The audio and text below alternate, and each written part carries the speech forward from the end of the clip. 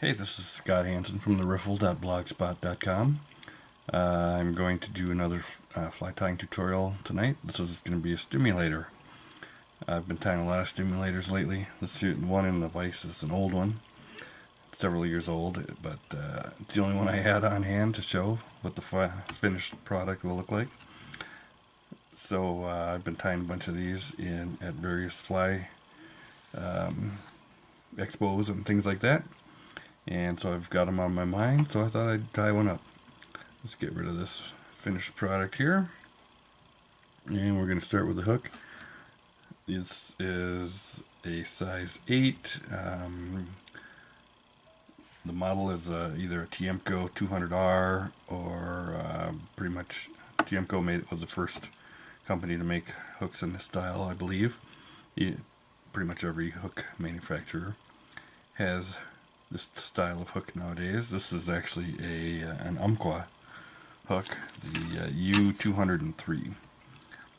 It's a curved shanked hook. It's actually heavy wire, but with all the elk hair and hackle on a stimulator, it'll float just fine. I'm going to be using some 6/0 uni-thread tonight. This is some fire orange stuff. Start the thread on a stimulator. I like to give myself kind of a visual cue on to where I want things to start and finish. So I'm going to start the thread at about a third of the way back from the eye, and I'm going to cover up the back half of my hook shank. Go down the bend a little ways, stopping right about opposite of from the hook point, or from the barb, I should say. And then I like to go back and let my thread hang at that 1/3 point. First thing to do here, we're going to put on a little bit of elk hair for the tail. You don't need too much for the tail. I've got a clump that's about like that. When I cut it off the hide, I'm going to hold on to the tips and pull out all the under fur and the short hairs. Get rid of those, leaving me with a clump that's about like yay thick in diameter. Put that in my hair evener. Give it a few taps. Pull it out, and the tips should all be aligned fairly well.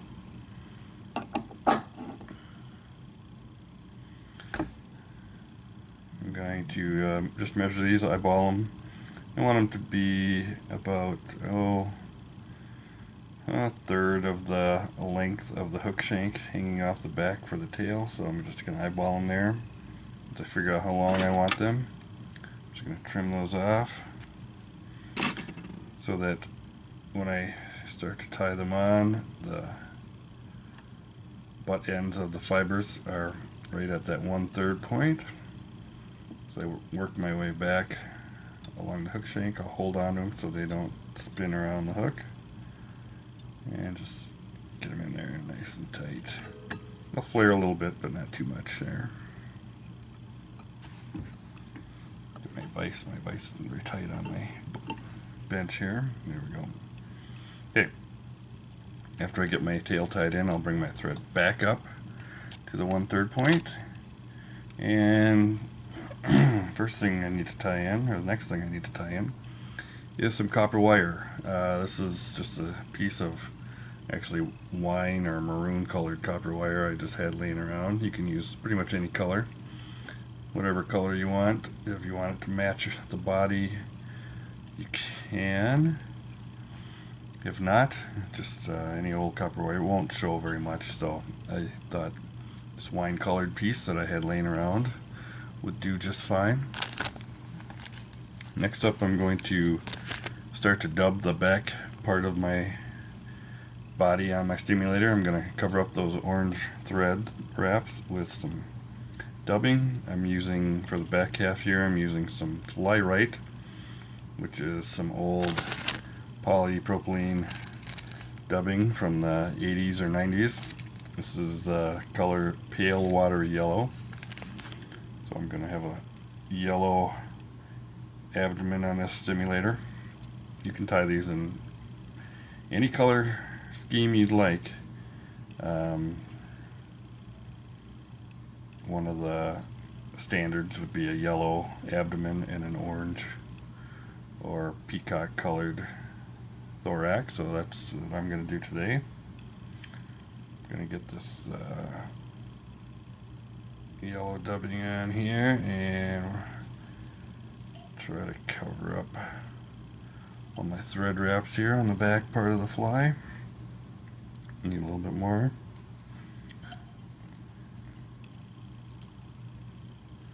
Fly right is kind of coarse dry fly dubbing, more coarse than super fine or something like that. So if you need to add a little wax to your thread, if you're using fly right, go ahead and do that. Alright, I got my the back half of my stimulator dubbed. It's just a nice even yellow body. I'm going to put my first hackle on this stimulator, and generally speaking, the hackle on the back half of a stimulator is some kind of solid colored hackle. I'm going to use, this is some dyed kind of pale yellow hackle that I have. I'm going to get this feather ready by trimming off the fuzzy part, and then pull the fibers out on the butt end there at a 90-degree angle and trim those off, leaving some nubbins so the thread has something to grab onto.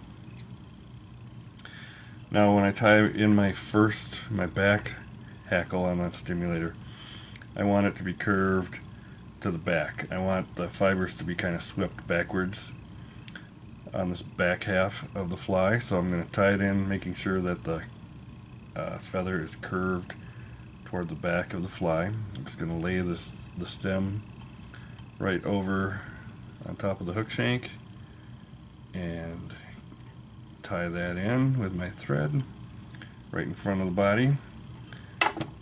Now I'm going to wrap this backwards over the body, just like you do on a woolly bugger or an elk hair caddis. Just going to make nice even wraps all the way back like this, and once I get back to where the tail is, then I'll reach around on the far side of the hook, grab my copper wire or whatever color wire I'm using, just go around once right in front of the tail, and grabbing this tip of the hackle. So that's tied in at the back, and then I will wrap my wire forward, weaving it in between all the pretty hackle fibers that I just got done wrapping, so I don't mat those down very much. Once I get up here in front of my abdomen, I'll just tie that off with 3 or 4 wraps of thread, and I'll just wiggle that a little bit, and it should pop right off. And I'll go in and trim out the hackle tip here at the back right now while I'm thinking about it. Okay. Now it's time to tie in the wing. For the wing on a stimulator, I use just some more elk hair. I'm going to cut off a larger clump for the wing than I did for the tail. You can see when I cut it off the hide, it's quite a substantial clump. I'm going to hold it by the tips and pull out all this under fur. Get rid of that. Get rid of all these short hairs. There we go. Once I've done that, I will throw that in my hair evener.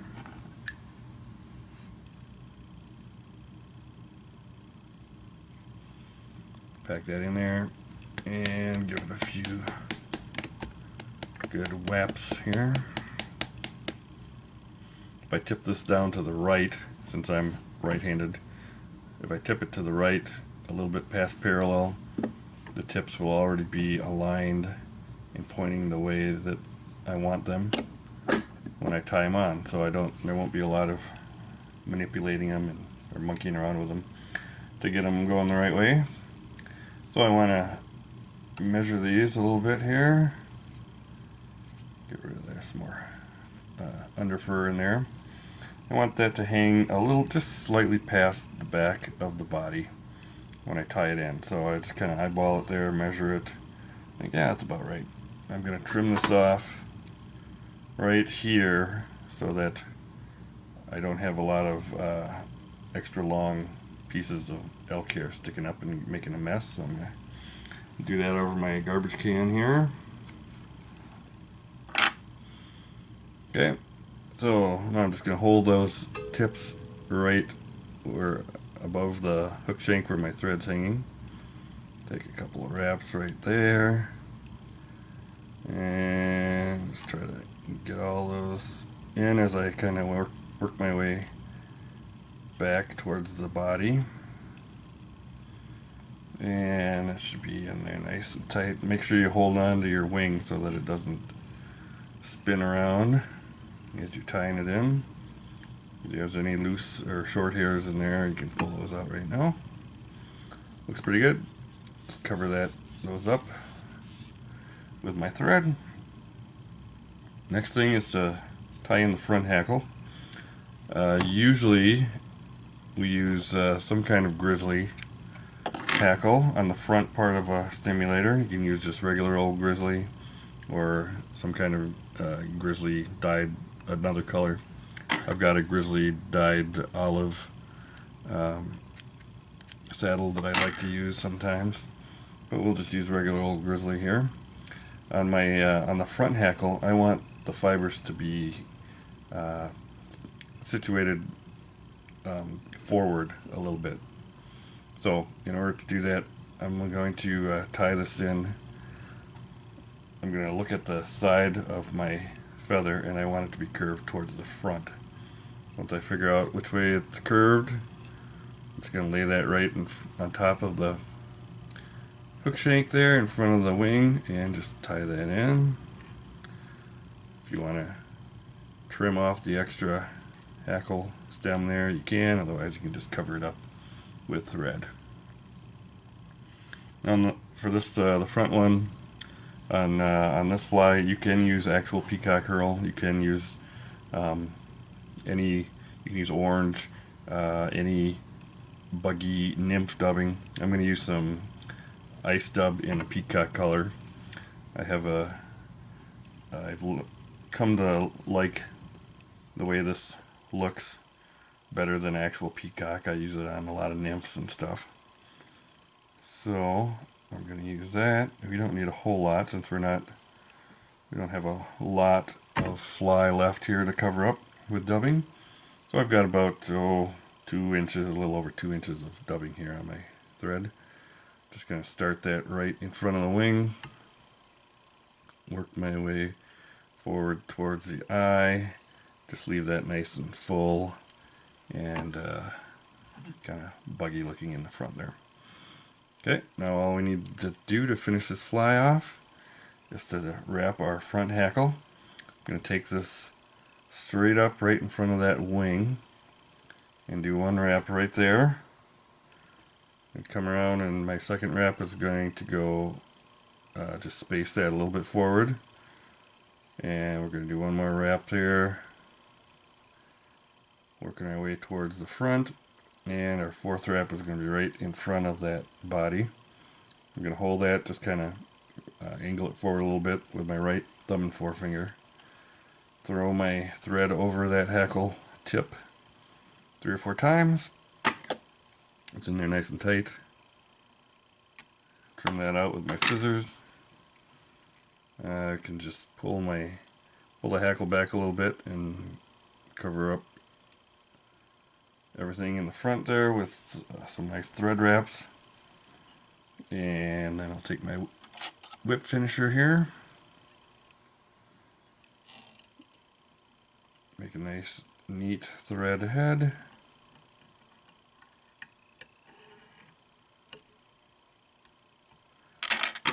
And trim off my thread.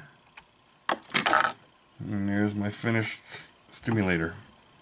This is a good color scheme. Got some loose elk hair there. Get that out of there. These things float like a cork. They can imitate stoneflies. If you put rubber legs on them, they might look like grasshoppers.